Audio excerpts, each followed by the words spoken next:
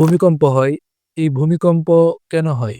ভূমিকম্প এমন একটি মুহূর্ত, এমন কিছু সেকেন্ডের সমষ্টি, মানুষ ভয়ে দৌড়াদৌড়ি করে। জমিনের এত ভয়ঙ্কর কাঁপুনি সৃষ্টি হবে যে মানুষ বলতেই থাকবে যে জমিনের কি হলো, যে জমিন এত নড়াচড়া করছে কেন।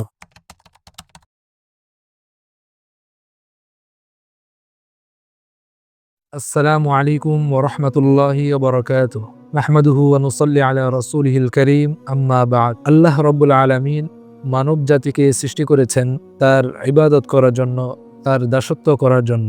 এই মানুষ যখন বিভিন্ন অপরাধ, বিভিন্ন মারাত্মক পর্যায়ের গুনাহে যখন লিপ্ত হয়ে যায়, যখন মানুষ আল্লাহ তাআলাকে ভুলে যায়, তখন আল্লাহ রাব্বুল আলামিন তার বান্দাদেরকে তার দিকে ফিরিয়ে নেওয়ার জন্য, আল্লাহমুখী করার জন্য আল্লাহ তাআলা বিভিন্ন ধরনের আযাব গজব, বিভিন্ন মুসিবত দিয়ে বান্দাকে সতর্ক করেন যেন বান্দারা আল্লাহর দিকে ফিরে আসে। এমন একটি আযাব গজব মুসিবত হলো, মাঝে মাঝে আল্লাহ তাআলা জমিনে ভূমিকম্প দেন। এই যে ভূমিকম্প হয়, এই ভূমিকম্প কেন হয়? আজ আমরা কোরআন এবং হাদিসের আলোকে জানব ভূমিকম্প কেন হয়। ভূমিকম্প এমন একটি মুহূর্ত, এমন কিছু সেকেন্ডের সমষ্টি, যে সময়ে পুরো জমিন কেঁপে ওঠে। মানুষ ভয়ে দৌড়াদৌড়ি করে, মানুষ অনেক ভয় পেয়ে যায়, অনেক জায়গায় ঘর বাড়ি পর্যন্ত ধসে পড়ে। এই যে ভূমিকম্প হয়, এই যে জমিনকে আল্লাহ তাআলা মাঝে মাঝে কাঁপিয়ে তোলেন, এই ভূমিকম্পের আসল কি উদ্দেশ্য? আজ আমরা এই ভিডিওতে কোরআন এবং হাদিসের আলোকে জানব ভূমিকম্প কেন হয়। এই ব্যাপারে প্রথম কথা হলো, ভূমিকম্প এটা আল্লাহ তাআলা জমিনে দেন। এটার দ্বারা আল্লাহ তাআলা তার শক্তি সামর্থ্যকে প্রকাশ করেন। ভূমিকম্প এটি আল্লাহর এক ভয়ঙ্কর নিদর্শন, যেন মানুষ ভূমিকম্পের মাধ্যমে বুঝতে পারে, অনুধাবন করতে পারে যে এই পৃথিবীর সকল ক্ষমতা, সকল শক্তির মালিক একমাত্র আল্লাহ সুবহানাহু ওয়া তাআলা। পৃথিবীর সকল শক্তি, সকল ক্ষমতার মালিক একমাত্র আল্লাহ তাআলা। এটা বোঝানোর জন্যই আল্লাহ তাআলা মাঝে মাঝে জমিনের মধ্যে ভূমিকম্প দেন। আল্লাহ তাআলা পবিত্র কোরআনে ইরশাদ করেন, আন্নাল কুওয়াতা লিল্লাহি জামিআ, যে সকল শক্তি, সকল ক্ষমতা একমাত্র আমি আল্লাহর। তো এই ভূমিকম্পের মাধ্যমে আল্লাহ তাআলা তার নিজের শক্তিমত্তা, নিজের ক্ষমতা প্রকাশ করণার্থে মাঝে মাঝে জমিনে এই ভূমিকম্প দিয়ে থাকেন। এই ভূমিকম্পের ব্যাপারে দ্বিতীয় কথা হলো, এই ভূমিকম্প হয় যখন মানুষের গুনাহ এবং জমিনে অশ্লীলতা ছড়িয়ে পড়ে। মানুষ যখন আল্লাহর অবাধ্য হয়ে যায়, জিনা, বেবিচার, সুদ, জুলুম, খুন খারাবি, অশ্লীলতা, বেহায়াপনা যখন ব্যাপক হারে জমিনের মধ্যে ছড়িয়ে পড়ে, তখন আল্লাহ রাব্বুল আলামিন তার বান্দারা যেন এই অপরাধগুলো থেকে ফিরে আসে, তারা যেন তওবা করে আল্লাহর দিকে ফিরে আসে, সেজন্য আল্লাহ তাআলা এই ভূমিকম্প দিয়ে থাকেন।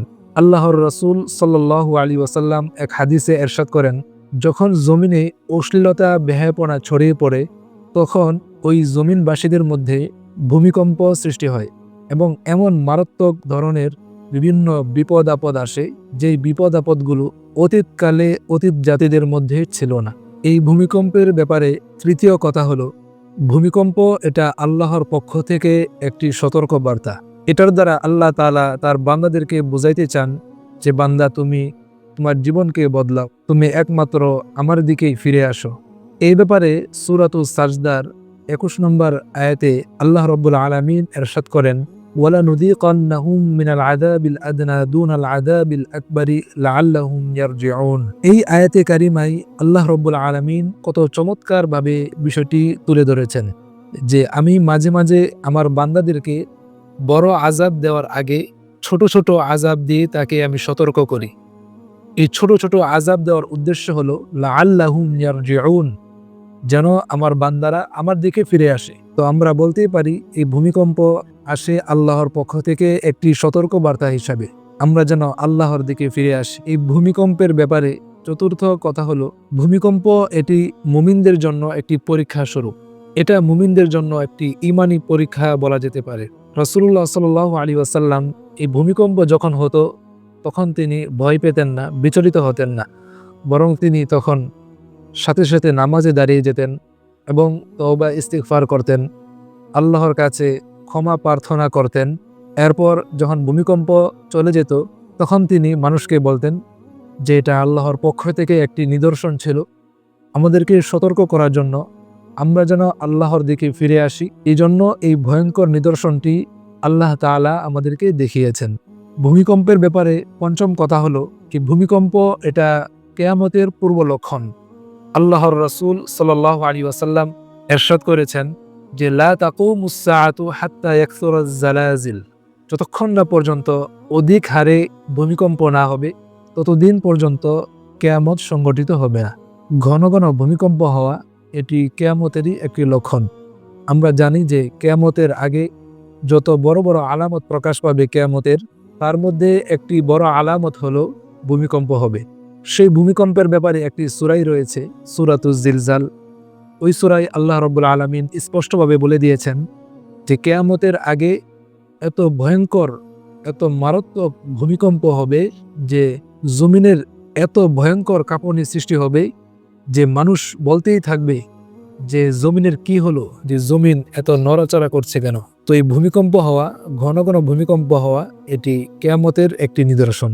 এই ভূমিকম্পের ব্যাপারে সর্বশেষ কথা হলো এটা থেকে যেন আমরা শিক্ষা নিতে পারি, যেহেতু এটা আল্লাহর পক্ষ থেকে একটি মুমিনদের জন্য বিশেষ করে সতর্ক বার্তা।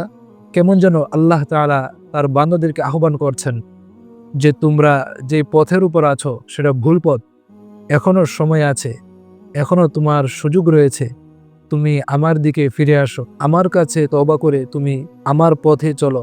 আল্লাহ তাআলা কেমন যেন এই ভূমিকম্পের মাধ্যমে তার বান্দাকে এমন একটি সতর্কবাণী দিচ্ছেন। আল্লাহ তাআলা আমাদের সবাইকে সকল ধরনের বিপদ আপদ মুসিবত থেকে হেফাজত করুন এবং সকল ধরনের অপরাধ গুনাহ থেকে যেন আমরা বেঁচে থাকতে পারি।